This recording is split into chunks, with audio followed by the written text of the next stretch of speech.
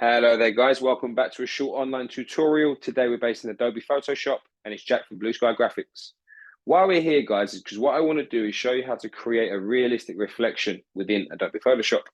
As you can see here at the bottom of these headphones, there's a real sort of reflective image there. Real sort of simple thing that you could apply to some of the images just to increase the realism. And what I'd like to do today is show you the step-by-step process of how to do it.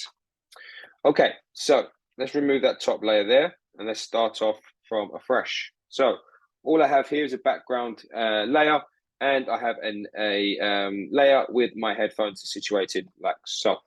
Okay, with that top layer highlighted, now I need to duplicate it. The shortcut to do that on a Mac is Command J. The shortcut on Windows is Control J.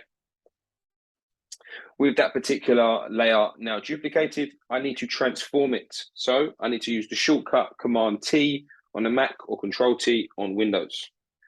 With that transformation selection applied here, I'm just going to simply come over and go right click, which gives us all our transform options. But the one I would like to use would be flip vertical, like so. Let's press enter to confirm my transformation. Using the move tool, I'm going to move this down now and press shift at the same time, just so I can keep it nice and straight in line here and get it to a point where I'm happy with the placement. So around there, let's say. Okay, so we have the placement correct, we have the reflection created, but now all we need to do is really create the realistic look in the sense of fading the bottom headphones, okay? So with that layer highlighted, I'm now going to apply a layer mask to this, okay?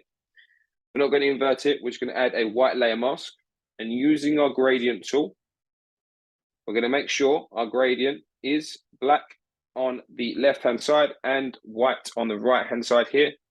If we come through, we're just going to simply use our gradient tool. Let's press shift and create that gradient upon that layer mask. What I may do, press Command Z just to have another look, like so. Fantastic. I'm happy.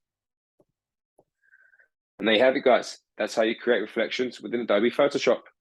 If you're interested in finding out more about the school, the tutors, what we offer, please take a look at our website at blueskygraphics.co.uk. Also, as well, take a look at our socials, Blue Sky Graphics UK. There's some really interesting information on there, some really cool designs.